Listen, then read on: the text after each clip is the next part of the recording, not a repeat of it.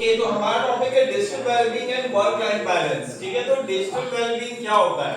Wellbeing यानी कि हम अच्छे से रहें, हम सारी चीजों को अच्छे से मैनेज कर पाए, हमारे डे टू डे टास्क को, है ना। डिजिटल मींस हमारे पास जितने भी इलेक्ट्रॉनिक और डिजिटल गैजेट्स हैं उनको यूज करते हुए अच्छे से रह पाए। ठीक है, तो हम समझेंगे डिजिटल वेलबीइंग के बारे में या वर्क लाइफ बैलेंस के बारे में। तो हमारा वर्क लाइफ बैलेंस अगर डिजिटल चीजों का ज्यादा इंटरफेरेंस है तो डेफिनेटली अगर हम उन्हें ढंग से यूज नहीं कर रहे हैं तो दिक्कतें आती हैं, है ना, such as tension, stress, workload, है ना। तो इसके बारे में हम लोग जानेंगे। ठीक है, अब देखो पहले तो डिजिटल वेलबीइंग एंड बैलेंस क्या होता है। ठीक है, intentionally managing your tech use to support your mental, physical and emotional health। ठीक है, यानी कि हम अपने क्या करेंगे, टेक यूज को इस तरीके से मैनेज करेंगे ताकि हम mental, physical and emotional health को सही रख सके। इमेजिन करो एक ऐसा पर्सन जिसे 24 घंटे में से 8 घंटे अगर वो काम कर रहा है ऑफिस में, उस 8 घंटों में से 6 घंटे सिर्फ कंप्यूटर पे काम करना है। ठीक है, भी क्या क्या सेफ्टी चीजें का ध्यान रखना चाहिए। कांस्टेंट, यस बताइए आप बच्चे, बताइए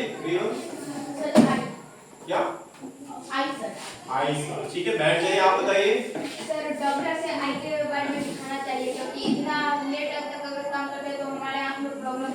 ठीक है, बैठ जाइए। अब देखिए सबसे पहले जब हमारा सिटिंग शेड्यूल है, जैसे अगर हम 8 घंटे बैठकर काम करें चेयर पे, तो एटलीस्ट हमें 30 मिनट्स टू 1 आवर के बीच में एक 5 मिनट का ब्रेक डेफिनेटली होना चाहिए, जिससे जाके थोड़ा सा घुमाओ। ठीक है, समय और maximum duration should be 2 hours. 2 hours के बाद एक ब्रेक नेसेसरी है। ठीक है, ताकि हम मेंटली और फिजिकली स्ट्रेस में ना जाए। ठीक है, तो ये एक्सप्लेनेशन बहुत अच्छा है। ठीक है, मूविंग टू नेक्स्ट। अब आपने ये वाला जो ऐप का आइकन है ना, एडवर्टाइजमेंट में डेफिनेटली देखा होगा, है ना। ये ऐप बेसिकली ये बताता है कि हम अपने फोन में जो भी एप्स यूज कर रहे हैं उनको कितना टाइम दे रहे हैं। ठीक है, तो इसके स्टैटिस्टिक्स देखना चाहोगे? चलो, ये मैंने अपना कल ही स्क्रीनशॉट ऐड किया था, तो इसमें देखो क्या दिख रहा है। व्हाट्सएप बिजनेस को मैंने इतना टाइम दिया है, अदर एप्स यानी कि इनके अलावा बाकी एप्स पे अराउंड 50% टाइम दिया मैंने, 55%। ठीक है, फेसबुक को मैंने इतना टाइम दिया है, व्हाट्सएप को इतना और कैमरा को इतना। ठीक है, इन 24 आवर्स मेरे पास 209 नोटिफिकेशंस आई हैं एंड 145 टाइम्स को मैंने फोन को अनलॉक किया। दैट मींस मैं सीरियसली फोन यूज कर रहा हूं बहुत ज्यादा, है ना। अगर ये नंबर्स, क्योंकि मेरा काम डिपेंडेंट है लैपटॉप और कंप्यूटर पे, तो ये ओके कह सकते हैं। बट एक नॉर्मल पर्सन जिसका काम कंप्यूटर लैपटॉप में नहीं है, उनके लिए ये नंबर क्या हो सकता है, दिक्कत दे सकता है। ठीक है, तो आपको घर पे जाके चेक करोगे, घर में भैया दीदी मम्मी पापा का जो स्मार्टफोन होगा उसमें ये स्टैटिस्टिक्स क्या है। ठीक है, अगर बहुत ज्यादा आ रहा है तो यानी कि हमें ध्यान देने की जरूरत है। ठीक है, नेक्स्ट यहाँ पर देखो, सर ये फोन में कैसे देखें?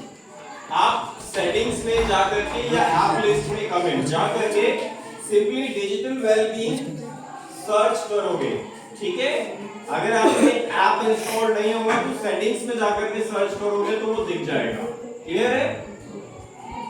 ठीक है, यहाँ पे देखो WhatsApp business 44 minutes, Facebook 43 minutes, WhatsApp 17 minutes. Minutes में भी दिखा रहा है कि कितने टाइम यूज किया गया है। ठीक है, आप देखो यहाँ पर डे वाइज, यानी कि मैंने संडे को यूज किया था अप्रोक्सीमेटली 5 आवर्स, मंडे को अप्रोक्सीमेटली 8 आवर्स। 2 मिनट रुक जाओ,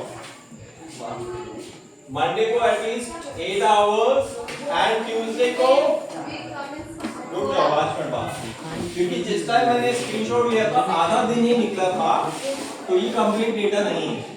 ठीक है, अब यहाँ पे एक चीज नोट करने वाली है, संडे को एक नॉर्मल डे था बट मंडे को मैंने छुट्टी ले रखी थी, तो मैं फोन का यूज ज्यादा कर रहा हूँ। ठीक है, तो हम इससे क्या कंसीडर कर रहे हैं कि जिस टाइम छुट्टी में है तो उस टाइम फोन का यूज बढ़ जा रहा है, तो ये मुझे कंट्रोल करना चाहिए ना।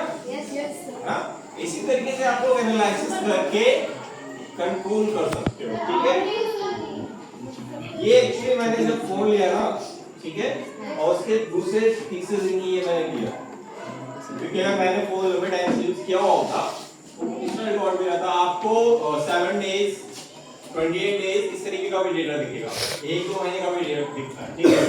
चलो नेक्स्ट, डिपेंड्स आपने बैकअप कितना रखना है।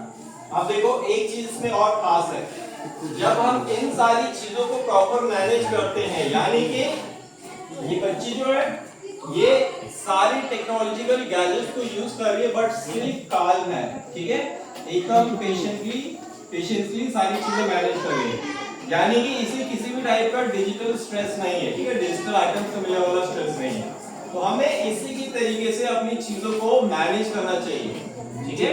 अभी आप लोगों के पास डिवाइसेस का उतना एक्सेस नहीं है, बट नियर फ्यूचर जब होगा तो आपको ये पता होना चाहिए कि किस तरीके से इसे कम करना है, ठीक है। एंड एट द एंड देखो कितनी सारी डिजिटल चीजों से घिरे हुए हैं और फिर भी एकदम आराम से बिंदास है, ठीक है। यानी कि जब आप अपना वर्क लाइफ को अच्छे से बैलेंस कर लोगे तो आपको स्ट्रेस और टेंशन नहीं होगा, ठीक है। एक कॉमन सा स्टेटमेंट यूज होता है, जो चीजें आप सही कर सकते हो, है ना, तो उसके लिए मेहनत करो, ठीक है, लेकिन जिसमें आप कुछ भी एफर्ट नहीं डाल सकते तो उसकी टेंशन मत लो ना, है ना। जैसे मान लो प्री बोर्ड और PT1 या PT2 में कोई बच्चा फेल हो गया तो वो उसकी टेंशन लेता रहेगा और अगले एग्जाम में भी फेल हो जाएगा, उसके पास क्या ऑप्शन है, अगले एग्जाम के लिए प्रिपेयर करे, उसको बहुत अच्छे मार्क्स ले आए ताकि PT1 वाले मार्क्स का फाइनल में अच्छा असर, कोई बुरा असर ना पड़े, है ना, ओवरऑल मार्क्स मैनेज हो जाए, ठीक है। बंद कर दो।